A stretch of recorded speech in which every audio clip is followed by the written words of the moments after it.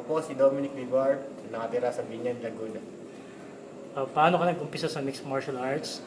Meron ka bang particular na idolo na MMA fighter? Kung meron ito, sino ito at bakit siya ang napili mo? Totoo lang, wala akong alam sa mixed martial arts nung una. Gusto ko lang ma-exercise yung katawan ko. Nagsimula ako sa wrestling, then nakilala ko ng coach ko na Yaw-Yan, tapos sinanay niya ako. So yun, hilig din para isang confidence ko rin para ma-boost na konti. Maliban sa MMA, ano pa ba ang ibang pinagkakabalahan mo? Tutulong ako sa bahay, syempre. Tapos, pating gym, nag-coach din, tapos nagbabike, araw-araw. Yun lang. Bakit ka sumali dito sa Pinoy Mandirigma? Nung una ayoko. Pero sinabi nung coach ko na sa lahat ako yung pinili niya na hindi ko in-expect. So, malaki utang na loob ko doon, tsaka sa mga kasama ko. Ayoko silang ipahiya. Sa totoo lang, para sa kanila to. So, kanina mo inaalay ito sa bawat laban mo at bakit? Una, inaali ko to sa mga magulang ko, sa mga kasama ko sa gym, mga kapatid ko sa gym, at sa iba pong kaibigan. Para sa kanila to kasi lahat ng maaari kong kitain dito, hanggat maaari gusto ko sa kanila lahat mapunta. Tsaka sa papatayo namin gym ng coach ko. Ano ang pangarap mo para sa sarili mo at sa iyong pamilya? Gusto ko lang magkaroon ng maayos na buhay na balang araw sa pamilya ko at sa pamilya ko. Tapos tamang pagkakakitaan, sariling gym kung pwede. Tsaka trabaho na rin. Trabaho ko rin mga ibang bansa. Okay.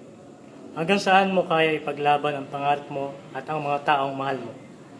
Actually, hindi ko kaya sabihin kung hanggang saan. Pero kaya ko sabihin kung hanggang kailan ko sila kaya ipaglaban. At kaya ng katawan ko, ng isip ko, at may inspirasyon ako.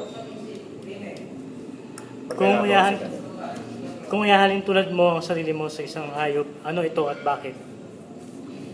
Pwede ko siyang ito sa isang leon na hindi titigil hanggang hindi nakukuha yung kanyang kakainin. Habol ng habol hanggang makuha.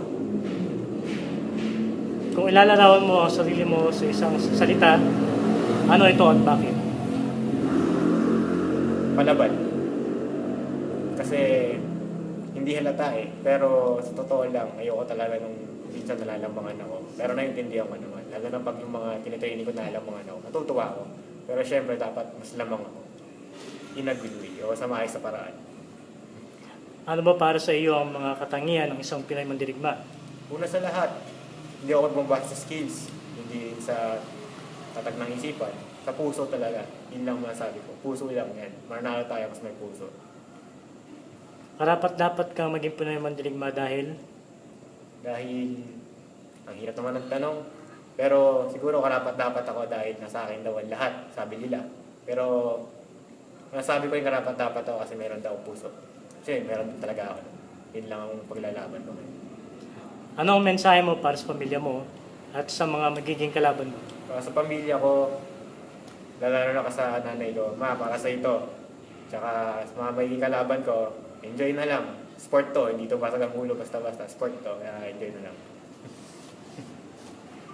Nasa'yo na